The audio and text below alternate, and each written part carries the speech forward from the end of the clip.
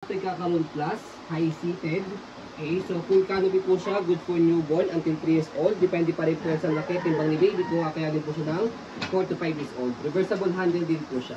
Okay, and already washed, ready to use na po ito. So ito po yung details po niya one by one. Ito po yung canopy niya. Wala pong faded, walang discoloration. Ito yung peekaboo, star. Okay, may peekaboo rin sa likod. Yan. Okay, so nakalak po dito yan para flatten siya. Ang ito lang ganyan para pag i-fold. Okay? So regarding naman po sa pad po niya, ayan, 5 harness, shake na shake si baby, wala po yung putol. Okay?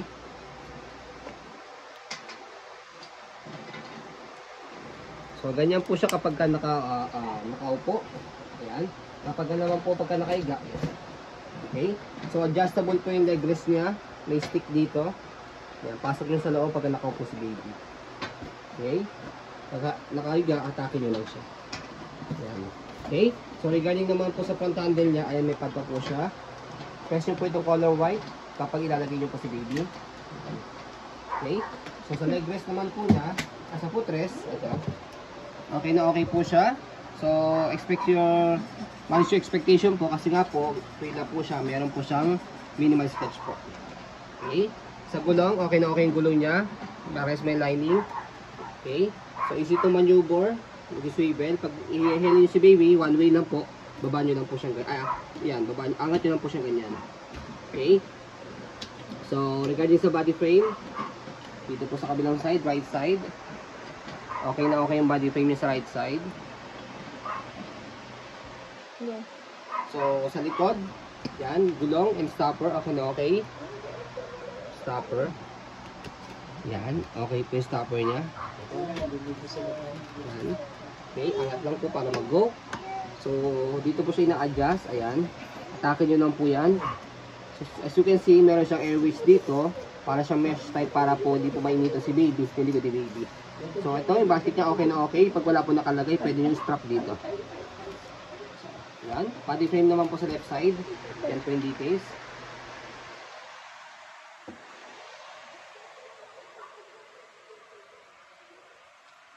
Okay, so handle, ayan. Ito yung handle niya, okay na okay yung handle niya.